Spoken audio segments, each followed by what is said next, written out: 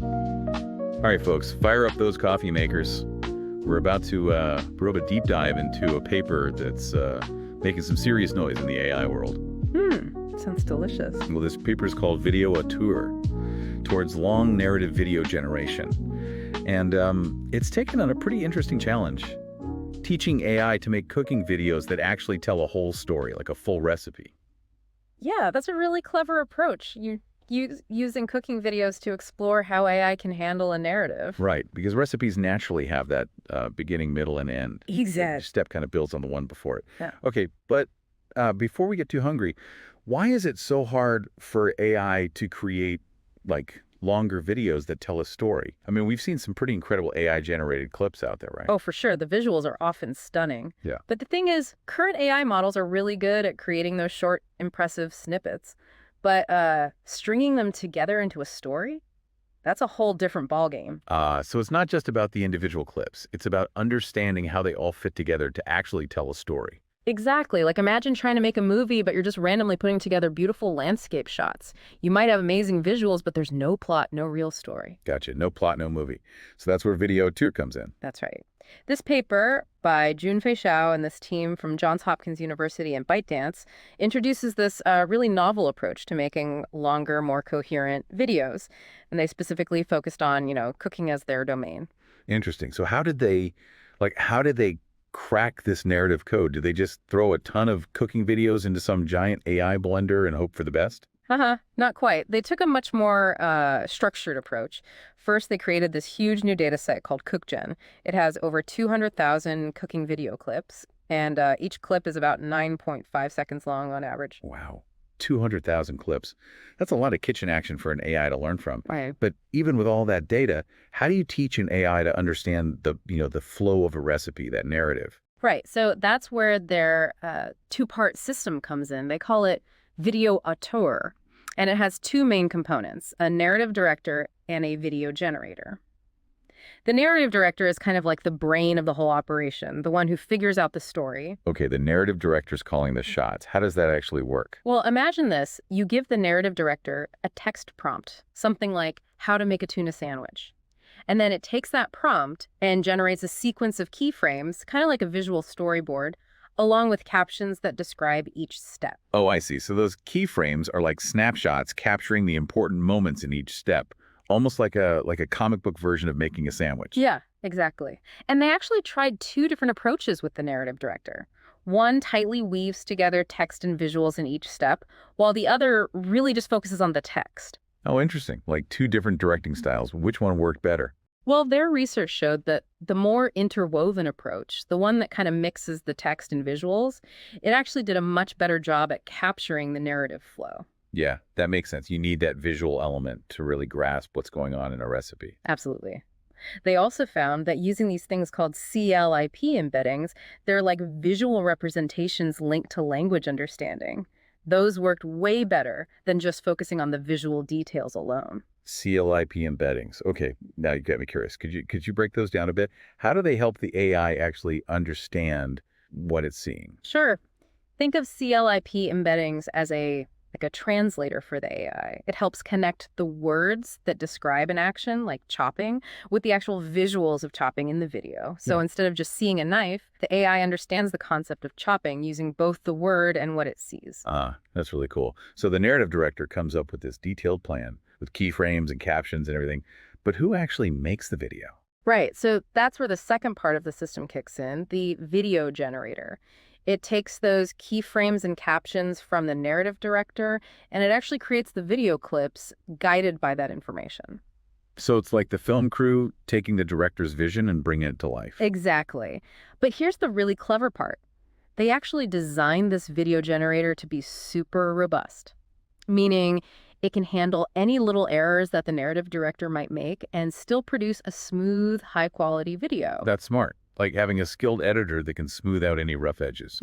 Okay, but tell me, does this two-part approach actually work? Can it really make cooking videos that make sense? Well, their experiment showed that this system can create longer, more coherent cooking videos than what was possible before. We're talking about videos that can walk you through a recipe step by step. Impressive. I'm definitely going to have to see some of these videos. Are they available somewhere? Yeah, you can find some examples on their project page. We'll make sure to link it in the show notes. Awesome. Can't wait to check those out. But this whole idea of an AI director crafting narratives, it makes you wonder, what other kinds of stories could VideoAuteur tell? Oh, that's a fantastic question. And it actually leads us perfectly into the next part of our discussion, where we'll dive into the history of video generation that led to this groundbreaking work. Okay, I'm ready to rewind the clock a bit. Let's do it. So before VideoAuteur came along, the AI video generation scene was mostly focused on making those really visually impressive short clips, just a few seconds long. Yeah, I remember those, like image and video and cog video. Even like the big companies, Meta and Google, were super into making those little snippets. Exactly. And they did some amazing things with the visuals. They were getting really good at making things look super realistic. But when it came to putting those clips together into a longer story, that made sense. That's where things got tricky. Right, so it's like having a box full of these beautiful puzzle pieces, but no picture on the box to show you how they fit together. Yeah, exactly. And you mentioned earlier that one of the reasons they were having trouble was because there wasn't enough of the right kind of data. Right. A lot of the video data sets that were out there weren't really designed for teaching an AI how to tell a story. Yeah. They might have had captions, but not the kind of step-by-step information you need to train an AI to really understand a narrative. Exactly. And it's not even just about the amount of data. It's about the quality and how it's organized. It needs to be structured in a way that lets the AI see how different actions and events are related. I see. So it's like the difference between having a jumbled up box of puzzle pieces and having them neatly organized by their color and shape. Perfect analogy. And then there was also the challenge of the models themselves. The way they were approaching it before, they were often using separate modules for different tasks, like one to generate the keyframes and then another to turn those keyframes into video clips. And that made it hard to make sure the whole story was coherent. Yeah, I can imagine. It's like having a director, a screenwriter, and a cinematographer all working separately without talking to each other or having a shared vision. No wonder the final product felt kind of disjointed. Exactly. And that's one of the things that makes VideoAuteur so interesting. It's taking this much more integrated approach with the narrative director acting as the conductor of the whole orchestra, making sure everything works together. Right. So it's not just about generating cool visuals. It's about understanding how those visuals fit into a bigger story. Precisely. And that's where those CLIP embeddings we talked about come in. They're really important for bridging the gap between what the AI sees and what it understands. Ah, yes, the CLIP embeddings, the AI's Rosetta Stone. That's a great way to put it. It's not just about recognizing a knife. It's about understanding the concept of chopping. And those embeddings help make that connection. Makes sense. So the narrative director puts together this really detailed plan with all the keyframes and captions and everything. But then who actually makes the video? Like, who's doing the filming? Right. So that's the video generator's job. Yeah. It takes those keyframes and captions that the narrative director came up with, and it uses that information to create the actual video clips. Ah, so it's like the film crew taking the director's vision and turning it into a movie. Exactly. And they even went a step further. They designed the video generator to be really robust, meaning it can handle any little mistakes the narrative director might make and still produce a high-quality video that looks good. That's smart. It's like having a really good editor who can smooth out any rough edges. So tell me, how well does it actually work?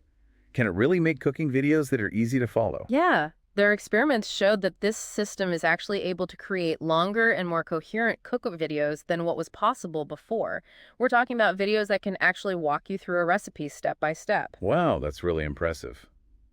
And it seems like this focus on cooking videos, while it's pretty specific, it could lead to some really interesting advancements in AI video generation as a whole. I agree. It's a great example of how tackling a specific problem can lead to breakthroughs that have much broader applications. And speaking of exciting possibilities, it's time for our Novel Notions segment, or we'll explore some, maybe a little bit out there, but potentially groundbreaking research ideas inspired by this paper. All right, I'm ready. Hit me with your novel notions. Okay, so we've seen how VideoAuteur can create those super detailed cooking videos, right? But what if we took that idea and kicked up a notch? What if we went from the kitchen to the gym? Ooh. Okay, I like where this is going. Imagine this, an AI-powered personal trainer that can create workout videos, personalized just for you, based on your body type, your fitness goals, even how you're feeling that day. Wait, hold on. An AI trainer that knows if I'm having a bad day and adjusts the workout. That's kind of cool, but also kind of creepy, right? Yeah, it's definitely a bold idea, but think about it. This AI trainer wouldn't just show you the exercises, it would actually create a whole story, like a narrative to keep you motivated and engaged. So it's not just about getting physically fit. It's about making the whole experience more like fun and personalized. Exactly. And you could even have like gamification elements, or maybe even a choose your own adventure type thing where your decisions actually change the workout. Oh, that's interesting. So how would it work? Would it like analyze my movements or something? Imagine this. You combine this AI trainer with wearable tech, right? Something that tracks your heart rate, how well you're doing the exercises, even your mood. Okay, yeah. And then the AI could use that information to change the video in real time. Like it could offer encouragement if you're struggling, or maybe change the intensity, or even switch to a completely different routine if it senses that you're getting bored. Wow, that's pretty wild. But it also brings up some like privacy questions, right? Yeah. Would people really be okay with an AI having all that personal information? Yeah, that's a really important point. We definitely need to think carefully about the ethics of something like this, make sure people have control over their data and all that. For sure. Lots to consider there. Well, this has been a really fascinating deep dive. I'm definitely feeling inspired to maybe hit the gym later. Me too. Don't forget to check out the show notes for a link to the VideoAuteur paper and those cool cooking videos we talked about. And remember, everyone, these novel notions are just for fun. Yeah. Just us brainstorming a bit, you know? But hey, maybe one of you listening will be inspired to take these ideas and make them a reality. You never know. The future of AI is full of possibilities. It's pretty exciting to see where it all goes. Absolutely. Until next time, keep those brains buzzing and stay curious. Okay.